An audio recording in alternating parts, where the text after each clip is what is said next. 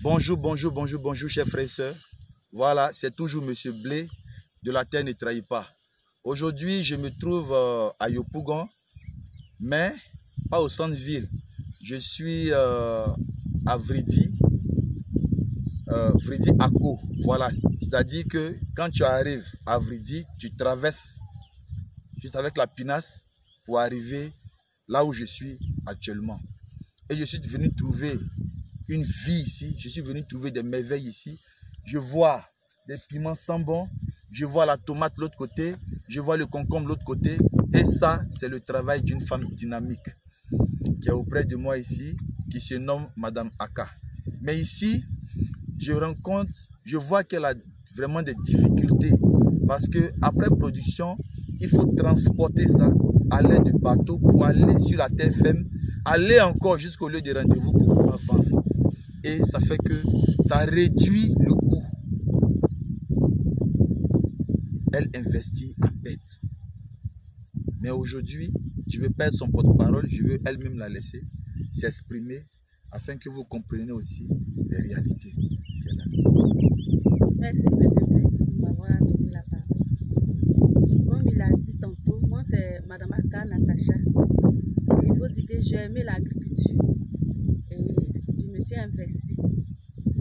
Mais il y a un problème que je rencontre sur les lieux.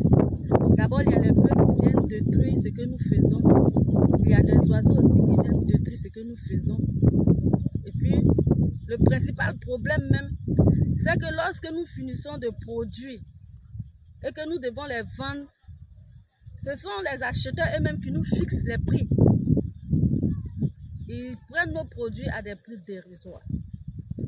Et quand nous finissons, on n'arrive pas à s'en sortir. Mais comme nous ne pouvons pas nous décourager, nous continuons comme ça. Et j'ai rencontré M. Blé qui a pris connaissance de mes difficultés. Il a voulu comme ça que j'en parle. C'est pour dire que c'est vraiment pas facile. C'est vraiment pas facile. Nous sommes engagés dans la chose, mais ce n'est pas facile. Si nous pouvons trouver de potentiels acheteurs pour nous aider, pour nous encourager, juste pour nous encourager à pouvoir produire et produire plus, pour pouvoir nourrir la population ivoirienne et pourquoi pas au-delà de la population ivoirienne.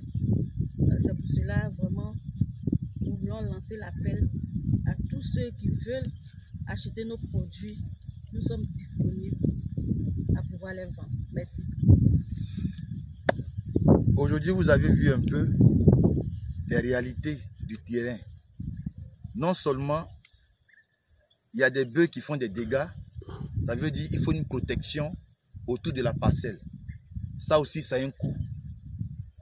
Deux, après avoir fini de produire, il faut encore écouler. Mais dans l'écoulement, il y a le transport de la marchandise jusqu'à ce que tu arrives maintenant chez le potentiel acheteur qui va aussi te dire un prix dérisoire. Je vais lancer un appel à l'État ivoirien. Aujourd'hui, nous sommes un pays qui a du potentiel, qui a des terres, qui a des dames, des hommes qui ont du cœur pour investir dans l'agriculture. C'est le moment de sillonner pour voir un peu les différents problèmes.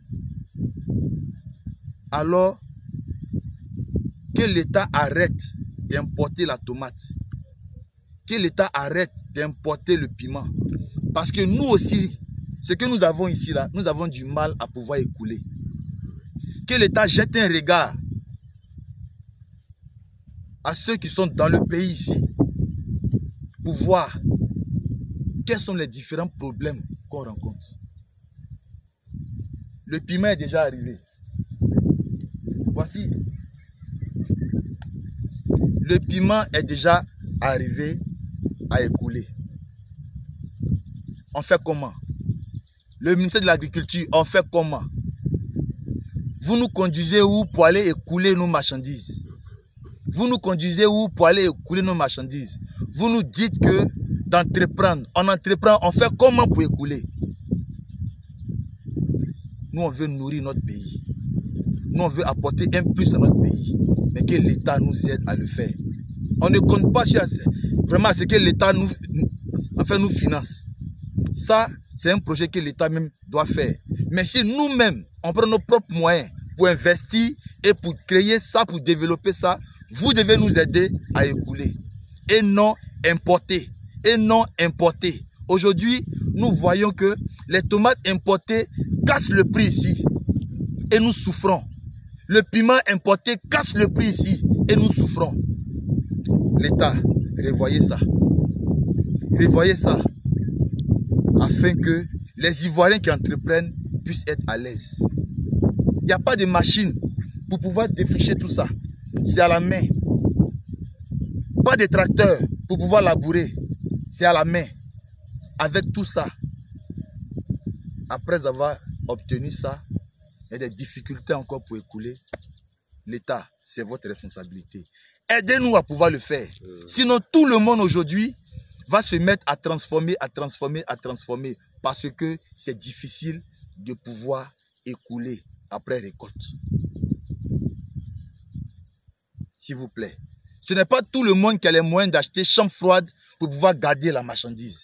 Ce n'est pas tout le monde qui a les moyens aujourd'hui d'avoir des grands réfrigérateurs pour aller déposer ça et aller chercher la clientèle. Mais vous devez nous mettre un marché sur lequel le cultivateur même puisse fixer son prix et puisse être à l'aise. Aidez-nous à développer le pays.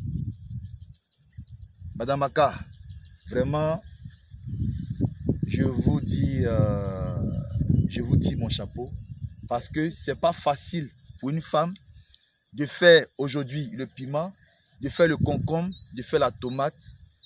Ce n'est pas facile et ça va propre frais. Mais aujourd'hui, je pense bien que l'État va écouter cela et l'État fera quelque chose pour les cultivateurs qui ont besoin d'écouler leurs marchandises. Donc, je suis au 07 58 26 05 14. 07 58 26 05 14. J'avais du mal à écouler. Je me suis promené, aller chercher tous les restaurants, aller chercher tous les maquis, aller chercher tous les endroits où on fait la cuisine afin de pouvoir écouler. C'était difficile. Mais j'ai besoin que l'État même prenne ses responsabilités. Merci beaucoup et que Dieu vous bénisse. La terre ne trahit pas.